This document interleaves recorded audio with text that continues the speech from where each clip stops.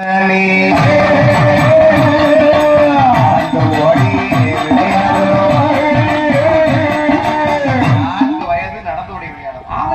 வயசு பிறந்தது. சரி, முத்தாரமா யார் அழைக்கா? அவன் மூத்தவா காளியக்கா முத்தாரமால பாலா எப்படி அழைக்கா? ஏக்கா ஏக்கா காளி அக்கா காளி என்னுடைய வார்த்தை கேளு காளியக்கா. நம்ம பிறந்து 5 வருஷம் ஆச்சு.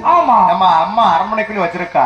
இன்னைக்கு நம்ம 8 பேர் எங்க ஓட தெரியுமா? நம்ம விளையாட போகலாமா?